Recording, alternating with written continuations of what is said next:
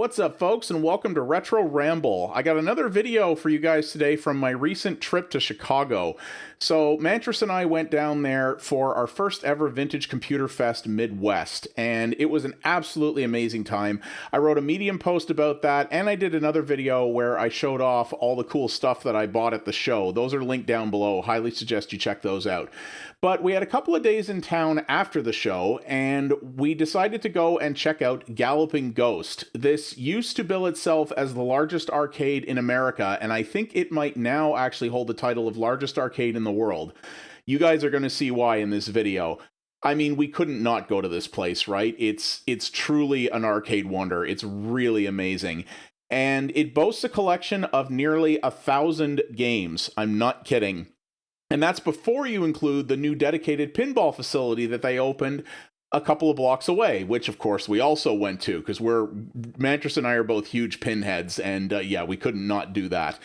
This is truly an amazing place, and I wanted to show it off to you guys. There's a million tours of Galloping Ghost up on YouTube, but this little walking tour I did is probably going to be the most recent version of their collection, at least, though, as I'll explain in the video, it won't be current for very long.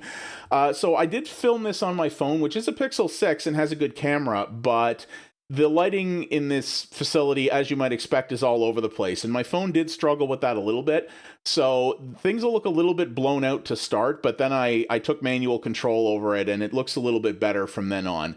And I did the commentary after the fact, so I'll be talking a lot about the different games that we see there, including some of the rarer ones. And yeah, hope you guys enjoy this, but I want you all to do me a favor. Leave a comment down below and tell me what your favorite arcade games are. I'm not just asking this to farm engagement on the video, though that does certainly help. Also, like and subscribe. But I'm actually planning something for the future retro space I hope to build here at my house. And I need some info from the community to help with that. So yeah, doesn't matter what genre, what type of game it is, what era it is, just let me know your favorite arcade games in the comments, as many as you like.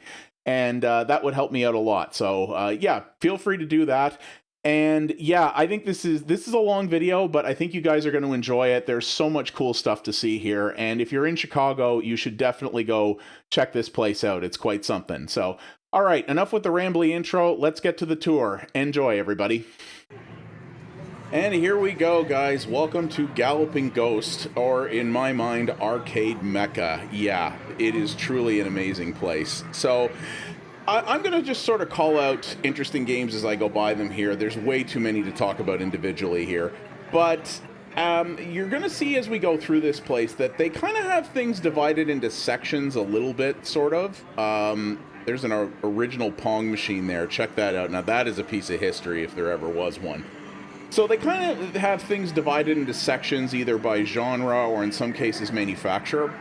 But some things are just kind of hodgepodge all over the place, too. So if you come to visit this place, you really want to try to see it all, you know, really take in the whole place. We spent a day here, and it wasn't enough, honestly. If you want to play everything here or really give yourself a good amount of time in it, you need more than that. I'm going to tell you that right now. There are games in here I'd never even heard of before. Of genres that I liked. I'm going to be making a list based on this video, actually, of games that I'm going to add to my At Games Legends arcade cabinet. Game Ground is a rather famous, interesting Sega game that was down, unfortunately. They had several of these multiplayer driving games here. You'll see some more of them as we go along. And it just goes on and on and on. Any genre you can think of, just about any manufacturer you can think of. If you can think of an arcade game, and it's not like the most hyper obscure that's ever existed, then it's probably here. And of course, the cool thing about this arcade is the whole place is, all the machines are free. You can pay, don't quote me on this, but I think it's $25 to go into the arcade only for a day pass, $20 to go to the pinball arcade, which is a different facility that we'll do later, or $30 for a day pass to both. So that's what we did, of course. And yeah, how many of you knew that there was a Tetris arcade game? Yeah, there totally is. Now, you saw something interesting when we went by there. They actually have some double cabinets here. There were actually some kits you could buy as an arcade operator that would allow you to put two boards in one cabinet. It was almost like a KVM switch for a computer or something like that.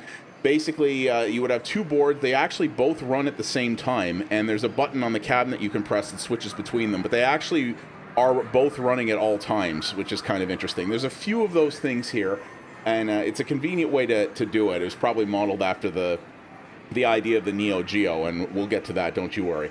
There's a Smash TV, one of my all-time favorites. I did play this for a little while. There's a Narc, which is another good one from the same era of Midway. A lot of the games in here, including games that I like, I didn't even get a chance to play because there were so many things to see, and I was kind of like, a lot of these games I have in a million different forms, so I kind of know how they work, you know what I mean? So I was like, I don't necessarily really need to play all of these. So there's an OG Space Invaders there. That one's in really nice shape. Space Invaders Deluxe, which was the sort of Midway North American release of it. There were a decent number of people in the arcade when Mantris and I were there. We were there on a Monday afternoon, and it was a rainy day, so it wasn't too packed. But, I try not to bother people too much. But people walking around filming this place, I think, is something everyone's pretty used to. There's a Spy Hunter, one of my all-time favorites. I'd love to have one of these cabinets there. And it worked reasonably well, though the shifter needed a little bit of work. People are kind of used to people walking around with their phones out shooting stuff, I think. No one really cared that I was there. One of the hosts of the place actually kind of crossed my path at one point, and he was like, "Oh, I'm sorry, man." I'm like, "Dude, it's your place. I don't even care." It was really cool. But yeah, there was a tapper. I was bummed about this. The credit in button didn't work, so you couldn't actually play it. I'm a tapper fiend. I really like it, and I'm pretty good at it too, but couldn't play that one, unfortunately. So this row here is mostly, not entirely, but it's mostly old Williams and Midway games, which are some of the all-time greats in terms of the North American developed stuff. Mostly made in Chicago, actually. Chicago is sort of the American mega hub for early American arcade and especially pinball development. The few pinballs that are still produced today are mostly based out of there. Stern Pinball is based out of Chicago.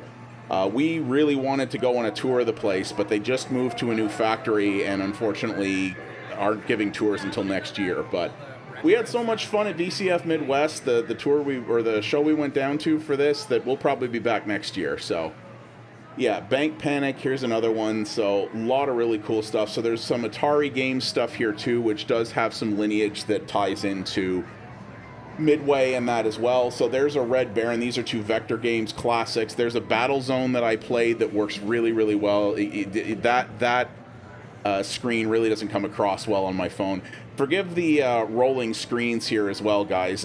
Because I was using my phone, I wasn't easily able to adjust the shutter speed to make the monitors not shutter like that. They didn't look like that in real life, I assure you. So this is more Atari Games row back here. That Roadrunner game's actually pretty fun. So this is more early stuff. Road Blaster's another all-time favorite of mine. It didn't play great. That monitor was really shot. We're going to talk about that a little bit more later on. And it didn't produce red very well, so it was kind of hard to play. But Road Blasters is a game that it was only ever made to be used with wheels, so it doesn't emulate very well. Paperboy is another favorite of mine. That controller was tired. It didn't work very well, which was a bit of a bummer. Yeah, that was the guy who was like, "Sorry, man," when he ran by. I thought that was so funny. Tubin's another one I love. It's a really weird game that you play only with buttons. It's strange, but it's a lot of fun. Really unique. Atari Games put out a lot of cool stuff. Atari Games didn't have much to do with the actual Atari that made like computers and game consoles. It was kind of its own business. And they did a lot of really interesting stuff. There's a Warlords there, classic multiplayer, local multiplayer thing, if you will. They had a Dig Dug there that was in really nice shape. Some of these cabs are in really, really nice shape, actually. And I was quite impressed with them. So, as I said before, everything at this place was free play. So, they either were on free play, which meant that they were just automatically credited in and you just press start to go. Or if they were games that didn't have free play, because some games didn't, there was just a button on the cabinet you could press that would credit you in. It was easy. So this is sort of the Laserdisc row. There's the Space Ace and a Dragon's Lair there. Technologically impressive for the time, but I never enjoyed those games. I never thought they were very good. But they're nonetheless classics. So there's some cool stuff here. They have an OG Punch-Out cabinet here, the one that has the dual monitors. which is really cool. That mouse trap, that board's having some problems. That looks like bad memory. So yeah, that one wasn't working so well. So yeah, here's a Punch Out and a Super Punch Out, the dual monitor setups.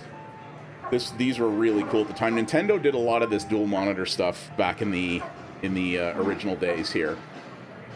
So yeah, Venture, there's a couple of light gun games here. There is an entire light gun games section that I'll show you later that was really cool, that had some of the really big ones as well. The OG Mario Brothers, you know, a lot of Nintendo down here too, as well as the Laserdisc stuff. I mean, this is just a delight to anybody who likes this stuff, right? And I love the really bright marquees they have on them. There's another really OG race game, Outrun, one of my all-time favorites. I would kill to have one of these cabinets. This one was in bad shape. The monitor didn't work very well. The shifter didn't work very well. It was a bit of a bummer. Super Hang-On, another great one. Daytona! Yeah, they had that there too. There's another dual cabinet there. Tattoo Assassins.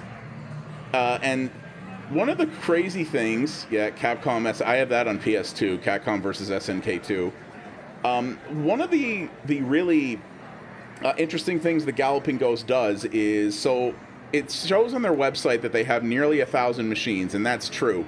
This facility has expanded to swallow up the units beside the main one, I think 3 times now, something like that. And it looks like they might be getting ready to take over the rest of the building too, I'm not sure. But what they actually do, and I don't know how they coordinate this, but they do. Every Monday, they actually add a new cabinet. Every single Monday, and they actually live stream it, which is crazy. I don't know where they get them. I don't know how they afford them. I don't know what they do. And there's 2 Atari pole positions, other classics as well. APB, another one. Yeah, but every Monday you can actually tune into their Twitch channel and they do a big reveal and the whole bit. They actually did one while we were there, which was really cool. I think I'm able to record a little bit of that later on, so I'll show you that here. I haven't really reviewed this footage before we did it. So Championship Sprint, that's another great one that uses wheels. Hard Driving, really cool game, but brutally unfair. But there's a cool thing that it does there. It actually auto steers in the attract mode, which I always thought was really cool. But that game is just an absolute bugger. It's rough. Vendetta, look at this Konami marquee art. Can it get any better in the worst way? Oh, there's a few of these out there. Konami love their realistic stuff for some of these more adult-themed games. Ivan Stewart's Off-Road. Oh, I love this game. I used to play this at a bowling alley all the time. You get 3 people on this cab, and it's just a blast. And yeah, how often do you see this logo on an arcade game? Yeah, there was a Battletoads arcade game. Rare developed it, and EA put it out. How weird is that? But it totally exists. Actually, not bad neither. It's all right.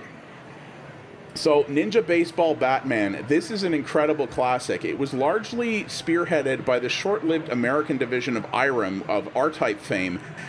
And it either never came out in North America or it came out in very, very limited release. Most people haven't played it. It is a blast. It is so much fun. It's a weird beat-em-up.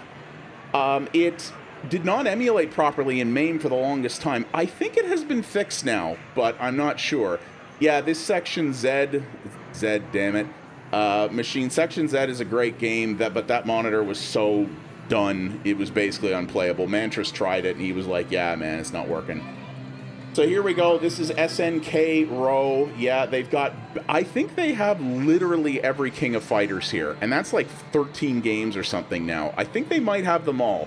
If they're missing any, it's not by much. So yeah, they've even got some of the newer ones there. There's King of Fighters Neo Wave, which is the 3rd one. And here we go, the Neo Geo machines. Oh, yes. I think the Neo Geo is a cool platform, even though most of its latter life, all it had was fighting games, which I'm not a huge fan of.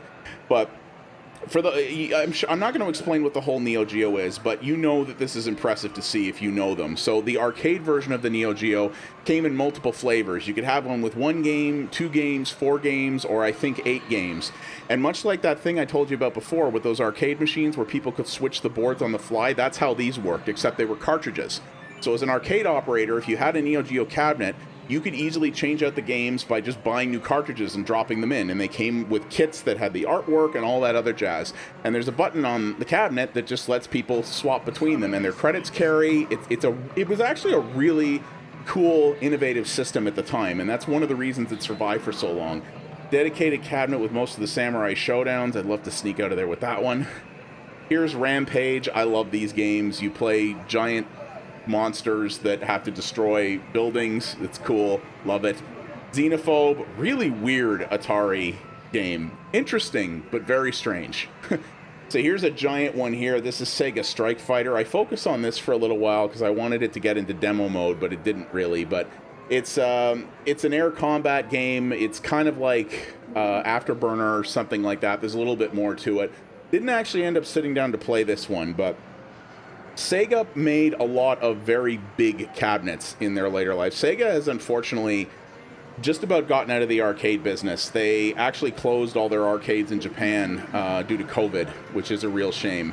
Taito's still in the game, but Sega's out. But Sega used to make some of these ginormous, expensive, really cool, weird cabinets, and that was one of them there. You'll see some more later.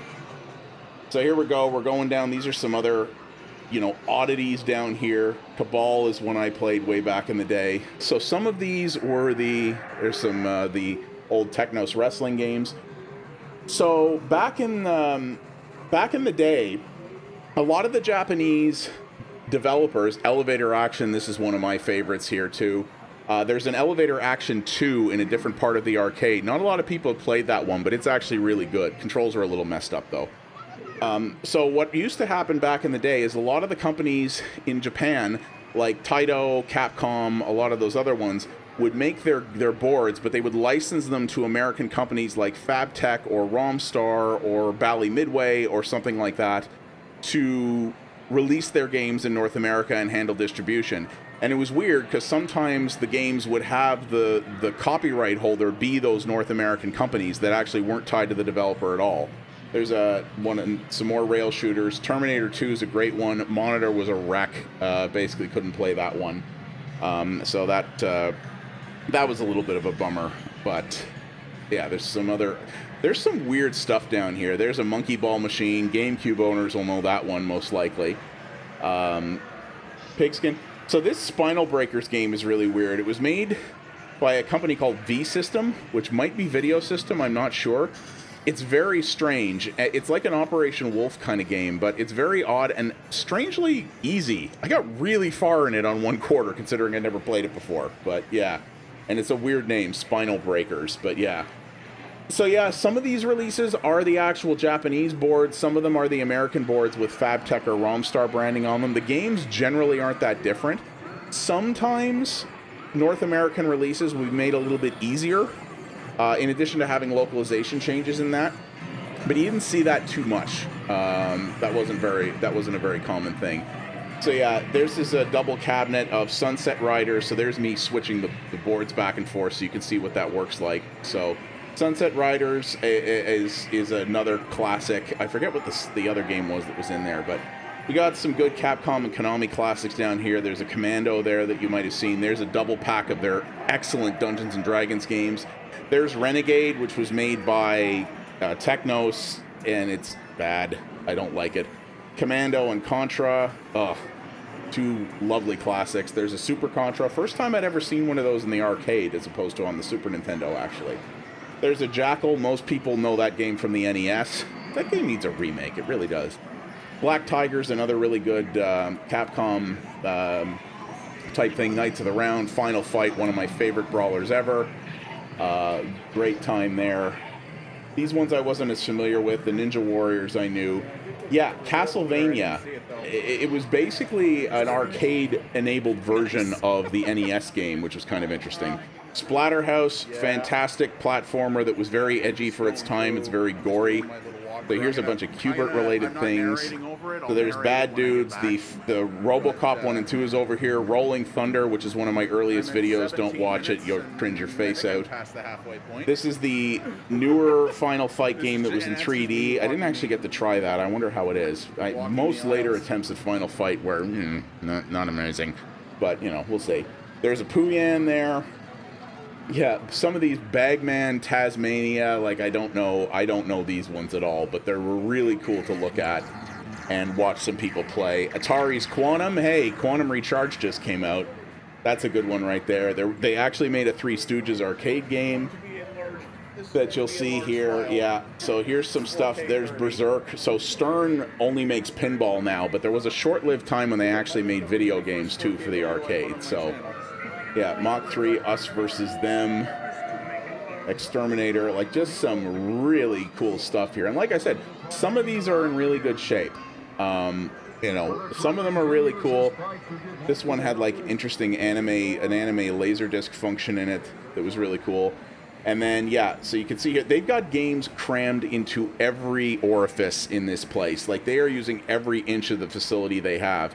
They're going to obviously have to expand soon because, like, they're basically out of space, but they're still adding a new cabinet every Monday. So, I don't know, man. So, yeah, here we go. There's a Dig Dug 2. There's an iRobot from Atari. Super Dodgeball had an arcade version. I didn't actually know this. I thought this was just an NES game, a really fun and brutally unfair NES game. But yeah, it actually had an arcade version too. It's very similar looking actually.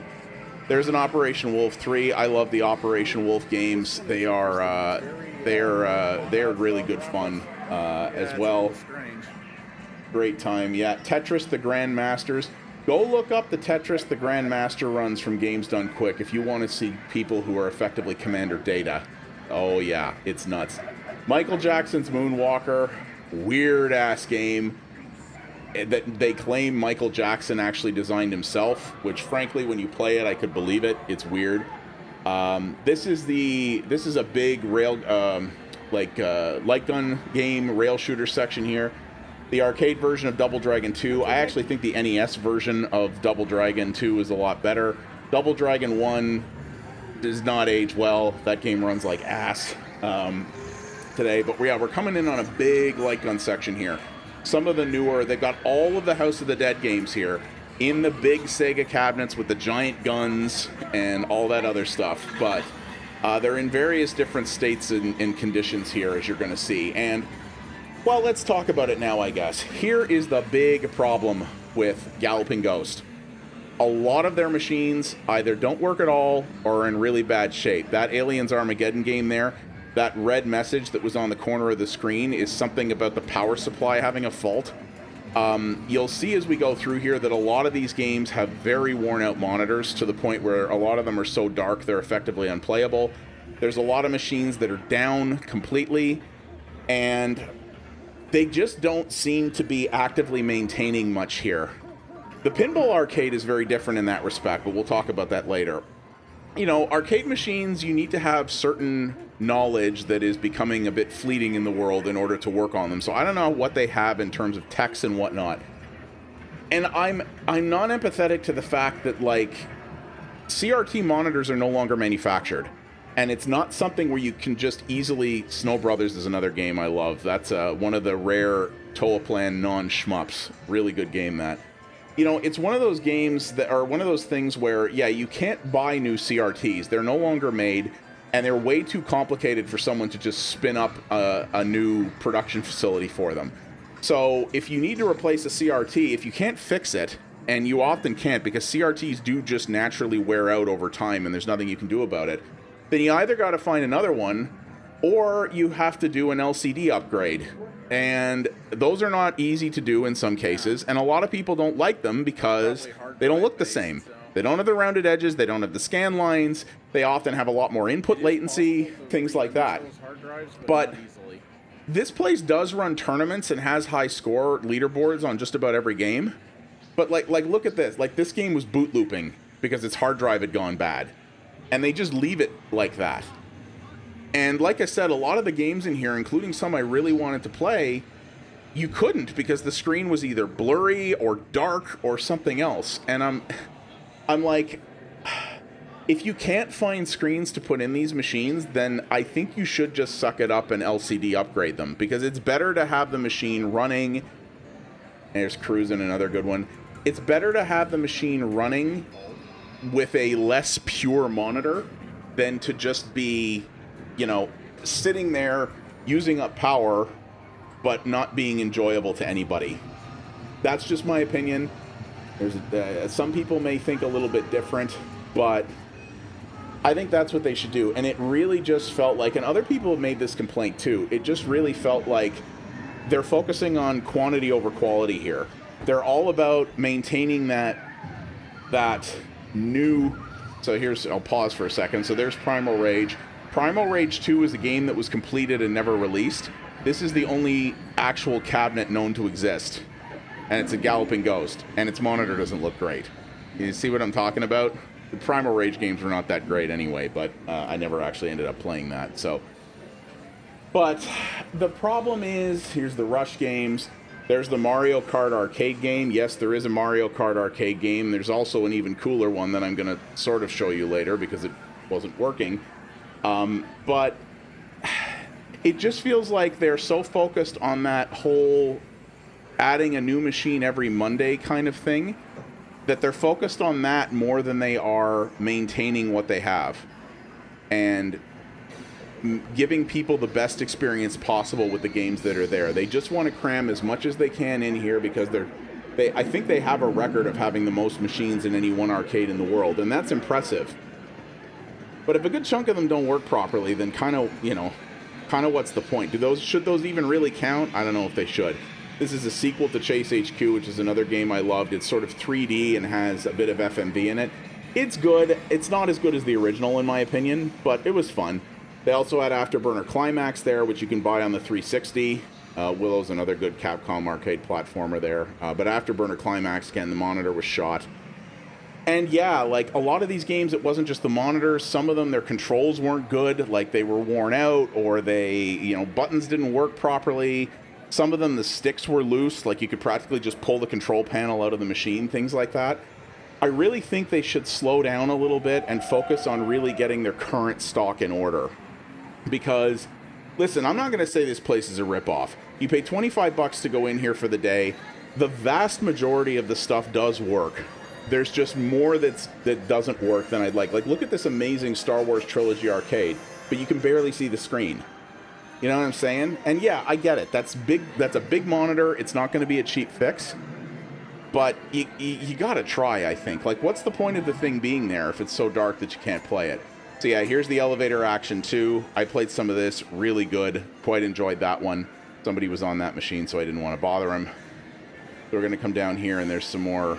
This is more of a randomized section here. But like, look at this screen. Everything's green. You see? I don't want to harp on that too much, but the reason I say that is because if you are in Chicago, should you go here? If you even remotely like arcades, you'd be insane not to. We still had a great time. I will go back next time. Should you make a big trip to Chicago just to do this? I don't think so. I don't think the place is in good enough shape to justify that. And I think I personally, I think, there was a controversy over Linus Tech Tips a little while ago because they were so intent on keeping their daily upload schedule that they let the quality of their videos suffer. That's kind of what this feels like. And LTT said, we're not going to adhere to that upload schedule anymore, and we're going to make sure we get things right, which I thought was great. I think that's what these guys need to do. I think they need to take some of that budget that they're spending on new games and throw it into fixing up everything they've got here. Bring some people in if you don't have enough technicians locally to work on them. Try to fix the monitors you can, and the ones that you can't, just LCD upgrade them and be done with it. You don't have to do it all at once, but it feels like, because I didn't see any techs on site or anyone working on anything today. You see there's multiple machines down along here. And it just feels like they're bringing all this stuff in, and if it starts to degrade and die, it's just kind of being left to die. And that's a shame, because arcade preservation is a whole other level of preservation, and it's very difficult to do. And there aren't a lot of places that can pull it off. So I'd really like to see these guys do it. This is the new Samurai Showdown there. That's practically brand new. Trojan, which was god-awfully hard on both the NES and there. There's a couple of... So, you guys know I've done a couple of videos in the last while on the re-releases of some of the Total Plan shmups on PC. I'm pretty sure every one of them is in this arcade somewhere. There's a big shmup section I'm going to show you later. So you'll be able to check that out. So here's a couple of the Cave stuff. They have a lot of the Cave shmups as well, the Cave Bullet Hell games. Really cool, but as you can see, that one's got an issue. It looks like with the video memory or something like that. Here's Mad Dog 2, sequel to a god-awful FMV game. Look, it's CD-ROM powered. Here's the sequel to Golden Axe. There was actually, I never knew this existed. They made a Ghostbusters arcade game, Data East did. It's not amazing, but it's weird and very Data East, and I had no idea it existed until I saw it. I was like, what? And that was one of the really cool things about this place is there's a Simpsons that's in brutal condition, as you can see. Classic game that everybody loves, and it's just rotting. You know what I mean? There's Operation Wolf 1, great game. Those Taito shooters are fantastic. So here's some Guilty Gear, modern Guilty Gear.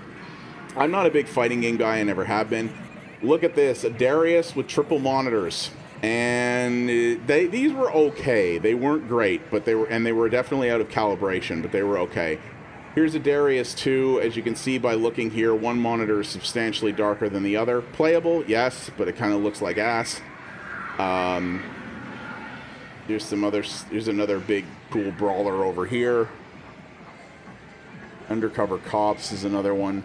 So they had several different Darius machines. So here's 2 Darius games there in a double cabinet.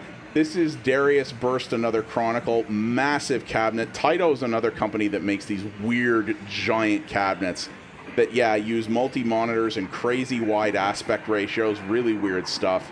There's Atari's Pit Fighter. It was their attempt at Mortal Kombat, and it wasn't great. I played that Darius machine for a while. It was a little dark, but it played pretty well. Here's Silent Scope. Monitor on this is in good shape. The gun controller, not so much. It shakes really badly, which was kind of a bummer. But this is a lot more of the Sega light gun games, and with a couple of Konamis in there as well. So here's some more shmups. They do have a shmup section, but there are quite a number of other shmups kind of sprinkled throughout the place. Like I said, they try to maintain some semblance of categorization and organization there. There's a Lethal Enforcers. Mantras finished this that day. They tried to maintain some semblance of like categorization and organization here, but it just got too hard to do. So if you really want to see everything, you've got to kind of go through the whole place to figure it out. Ray Crisis, PlayStation era shmup, really good. I own that. I think I own that for PS1, actually, as it turns out. Police Trainer, this was a weird one because we were actually doing like police training stuff. It was, bit of an odd thing. It's like a shooting gallery. I mean, that's what all these games are, really. Now, check that thing out on the left there. Quake. Yes, there was a Quake arcade game. id Software was actually involved in it. The monitor on this was a wreck, but I still tried this. It had a single-player mode where basically you had a limited number of lives and you would go through cut-down versions of the campaign levels, and if you had multiples of those cabinets, you could network them together for deathmatch in an arcade. You moved with a joystick and you looked around with a trackball and fired with buttons. It was weird.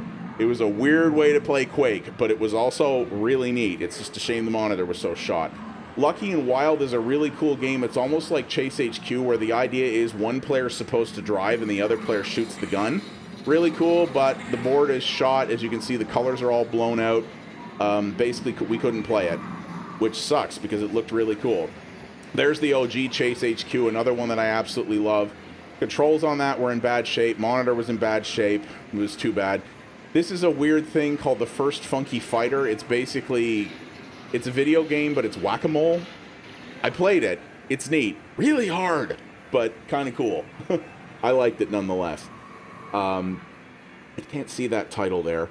Yeah, as I said in the intro here, my phone, I have a Pixel 6, which has a good camera, but the lighting in this place is so up and down, it really struggled. Even when I was manually controlling it, it was a little hard to do.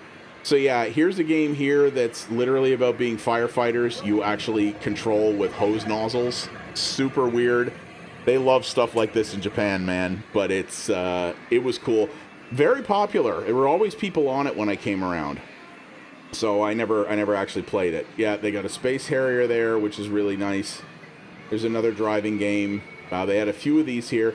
That was an afterburner right there with the actual full cabinet that could rotate and stuff, but the motion stuff is broken. That happens a lot. That's normal with that.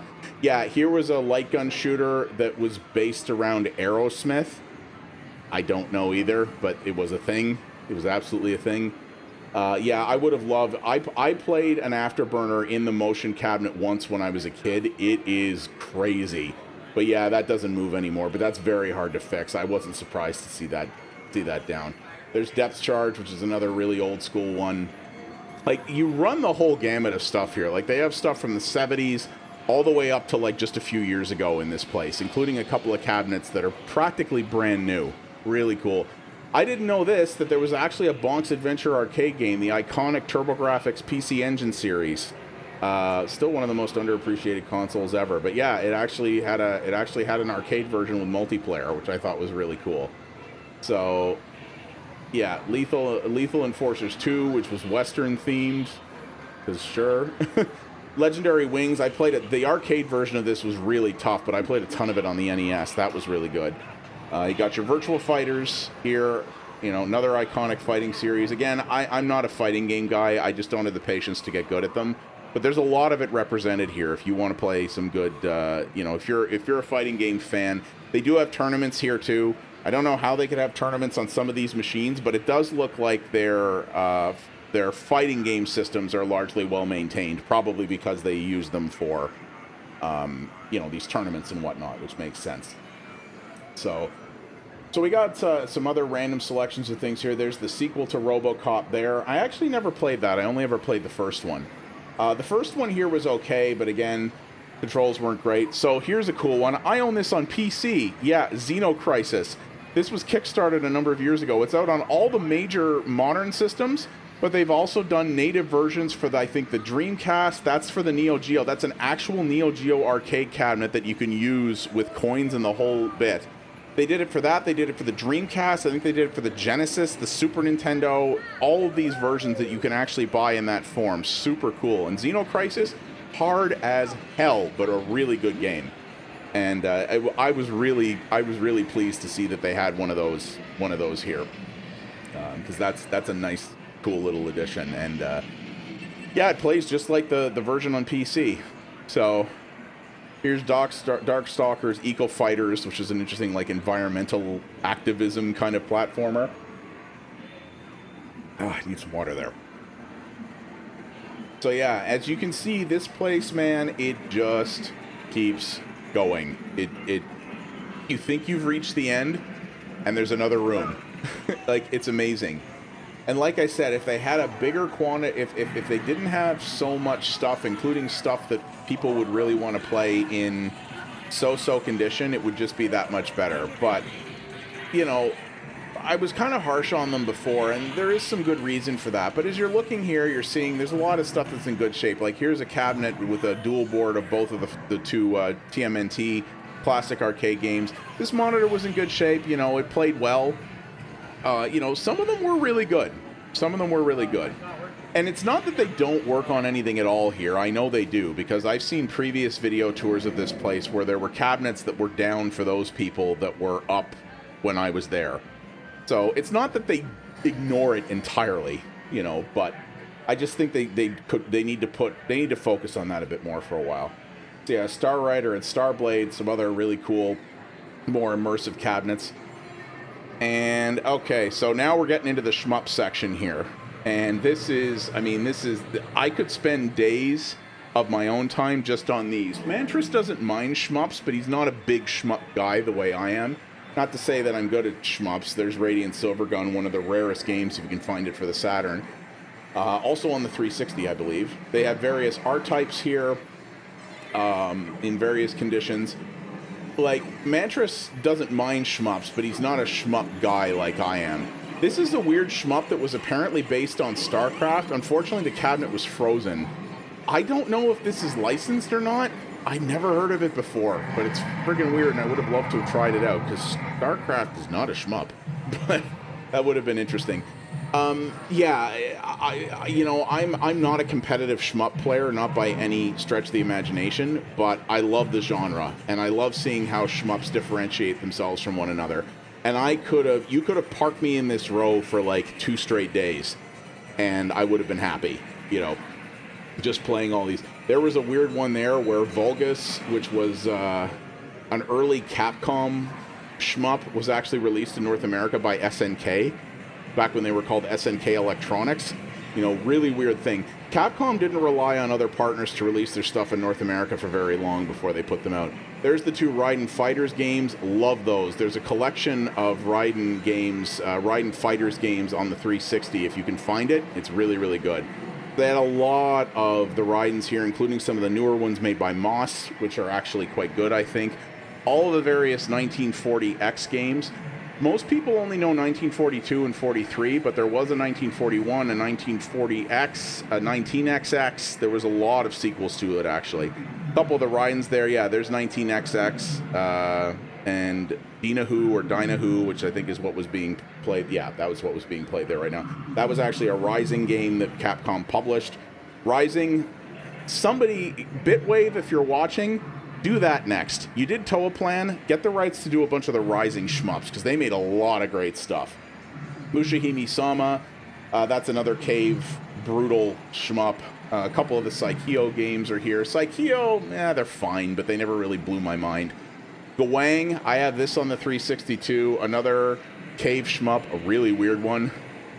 There's some more Toa Plan, there's an X Multiply. Like, I could spend forever in here. Somebody who runs this place clearly really likes shmups. There's Espagluda, there's another cave one. These are just, there's so much here that's really good. This is a cool Sega one. I had a hard time focusing on this. This is another one where the screen was a bit whacked out,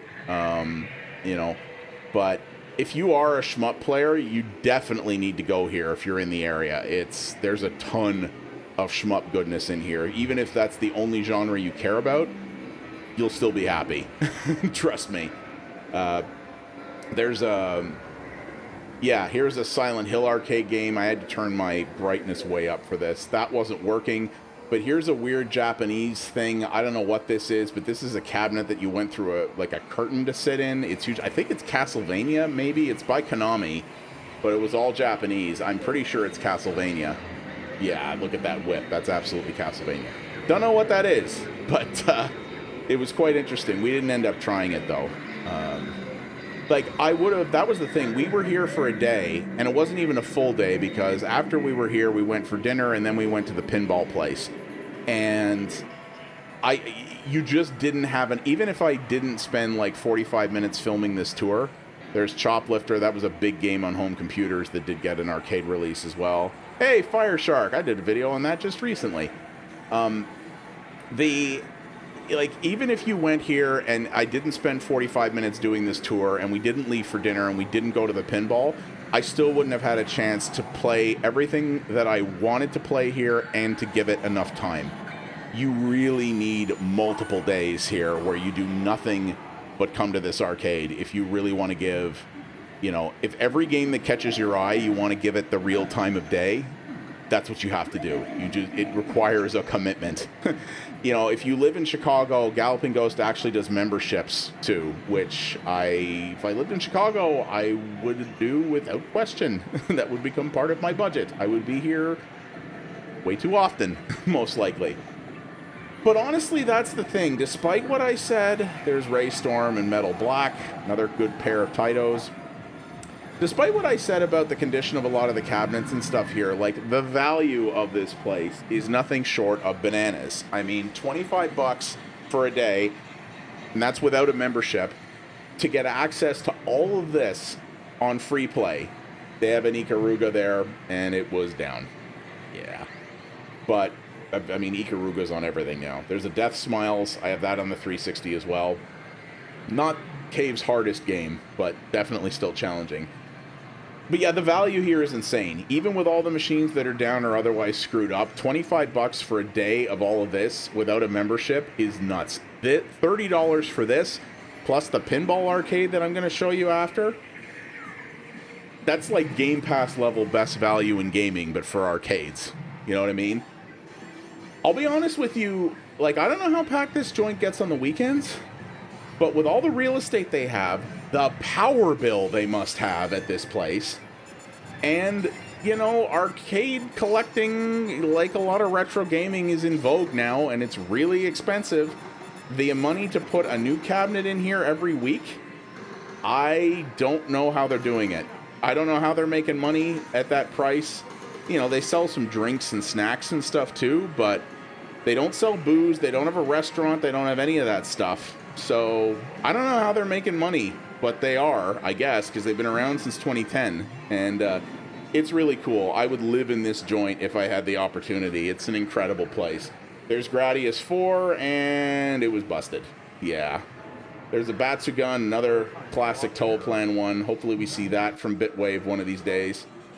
And here's the section near the end. This is something I was really looking forward to playing here. F-Zero AX, the GameCube F-Zero game, actually got an arcade release. It had very limited sales in North America, but they got one here, and it was down. Yeah. Now, there's other games over here that I'm not going to really get to show you because there's they were doing their arcade reveal here for their new machine reveal, which they were doing there. Like I said, they stream it on Twitch. That's what the guy was playing there. I think it was called The Deep. It was an older game there. But to the left of him, you're going to see a big machine there. That is a Contra machine. It's a remake of the original Contra based on a mobile game. And it was only built, there were only 500 units of that produced, only in China. No, I don't know how they got it, but they did. These guys know people. Yeah. So that's Galloping Ghost, the main arcade, but stick around because now we got the pinball next. And here we go, guys. Possibly an even greater mecca for me. This is Galloping Ghost Pinball. It should be a little easier to see here. It's a much brighter venue here. So this place is about 3 blocks up the street in a different building, actually, though it's owned by the same people. And this is only open from like the mid-afternoon on. So we spent a couple of hours here in the evening, actually. And this place is much smaller. They have much far fewer machines than the main arcade. This has only been open for a little while, but they have some truly classic pinballs in here, and they are very well maintained. A couple of things were down here, mostly because they were actually just waiting on parts. You're actually going to see their pinball tech was here. He was actually working on some things. They maintain these things really well. The guy really knew what he was doing. And he actually gave me some advice on how to fix a problem with my roller games machine, which I really appreciated. So they had some stuff here, new and old. Old as in the 80s. They had like a couple of the really early pinball machines, but not too many. And they have a lot of the Stern systems here, which is what you're seeing now. So modern pinball like that has these full animated LCD screens on them, not just a scoreboard anymore. Some of them are quite complicated. This is a really weird early Bally machine. It was not really pinball. It was almost like pachinko meets a shooting gallery. It was really weird to play. Midnight Marauders, another one like this. This is kind of like a light gun game. I couldn't actually figure out how to play that. It was a little bit weird. But yeah, this is one of the older machines here from the earlier days. So this is a Fireball. So that was probably the oldest one they had there. But they had a lot of the Williams stuff that I really love here of what's called the System 11 era. So my Roller Games is a System 11 era machine. So that's Firepower, which is earlier than that. They had all 3 of the Pinbot games. Mantris and I were just like, okay, let's knock the guys out and get these into the truck and go, because we love the Pinbot games. And I particularly love the first one. Mantris really likes the second one, which is Bride of Pinbot. So I was like, okay, I'll take Pinbot, you take Bride of Pinbot, and we'll split Jackbot. You know, it was something like that. But yeah, most of these machines had LED mods, so they had the very bright lights, as you can see. My Roller Games has this too. This was interesting. There was a couple of machines here. They were older Williams systems, and what these actually are re-releases of them. So this company called the Chicago Gaming Company, which is still around today, actually got a license from Williams to produce effectively new runs of a couple of their older titles with modern technology. And they're really well made, and they're really nice, and they're there. I didn't know there was a Space Invaders pinball, but there totally was. It's okay. It's not great. There's also a Defender pinball. I actually like this one. This is a good game here. Spy Hunter pinball, it was okay. One of the flippers was busted on this one. The upper right flipper there wasn't working. The guy actually fixed it while we were there. which was pretty awesome. Give that one a go. And yeah, this is Qbert, which has that really weird flipper design on the bottom. You may have seen there where there's two bottom flippers that kick sideways. And there they are, my lovelies. Oh, the Pinbots. I want all of these so bad. Most of these, Pinbot and Bride of Pinbot, have been recreated digitally, but it's not the same, man. This is some of the best Williams ever right here. Yeah, they didn't have... So, like I said, this is a much smaller facility that... they don't do a new game every Monday like the main Galloping Ghost does. They are adding stuff all the time, but it has some classics, but there's a lot of real classics that people might love that would not necessarily be here. Like, they didn't have some of my other System 11 favorites. They didn't have a Roller Games. They didn't have a Whirlwind. They do have fun. They do have a Fun House, which I'll show you later. There was no High Speed here. There was no Taxi. You know, there were a lot that was missing. This is a Starship Troopers table that, again, I didn't know existed. This was done by Sega Pinball. Sega Pinball's been long gone. They sold them. They sold all their assets to Stern quite a number of years ago. This actually plays pretty good. I liked it. And it had a lot of the sound bites from the movie in it. It was pretty good. And yeah, this is I believe this is the new one, the new Godzilla Stern machine. There's two Godzillas. There's an old one and a new one. Yeah, this is the new one. Very busy table, but good fun. I enjoyed playing this. All the new Stern machines that could come out, Monster Bash, this is another one of those Chicago Gaming Company re-releases. Really gorgeous production. Really felt like a very solidly made machine. I love those very thin bezels along the play glass there. This was nice. I'd like to have this one in my house for sure. And yeah, Funhouse, this is one of my System 11 classics. I would kill to have one of these in my basement along with a Whirlwind. Would love it. That would be great. These are really, really cool. But they're hard to get. They're mechanically complicated. And they can be very expensive to maintain compared to some other ones. So, you know.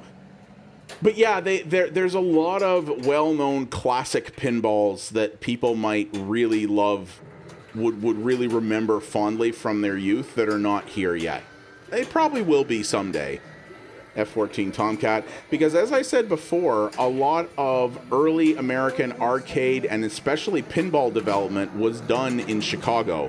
So there's a big scene for these things there. There's a lot of these machines in Chicago.